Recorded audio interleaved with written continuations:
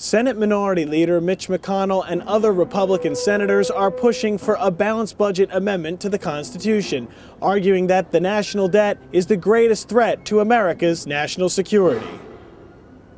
Our view is a good first step is a balanced budget amendment to the Constitution. All 47 Republicans are in favor of that. We call on at least 20 of our Democratic colleagues in the Senate to join us.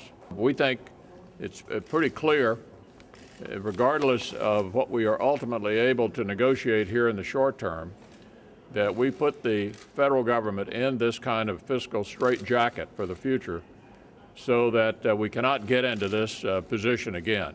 A balanced budget amendment is simply the best way to cut out the smoke and mirrors when it comes to federal budgeting. We all know that we're spending about 40 cents out of every dollar in borrowed money, and the primary purchaser of our debt is China, which owns about a third of our national debt, about $1.1 trillion. Obviously, we don't want to subject ourselves either economically or from a national security perspective to the tender mercies of countries that may not have our best interests at heart.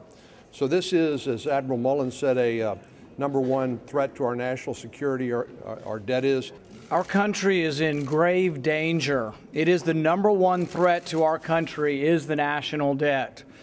14% of the public agree that Congress is doing a good job, that Congress has been a good steward of the taxpayers' money.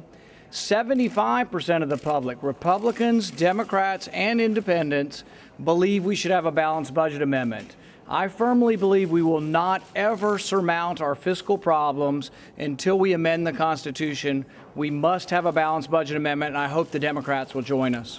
Senate Rules and Administration Chairman Democrat Chuck Schumer offered his response to the Republicans' effort to pass a balanced budget amendment. The balanced budget amendment, I'd say three things about it. Number one, practice what you preach. The Ryan budget had, I believe, $9 trillion in deficits. It did not balance the budget. Second, we did it. We balanced the budget when Bill Clinton was president. Practice what you preach. And third, there are all kinds of different balanced budget amendments.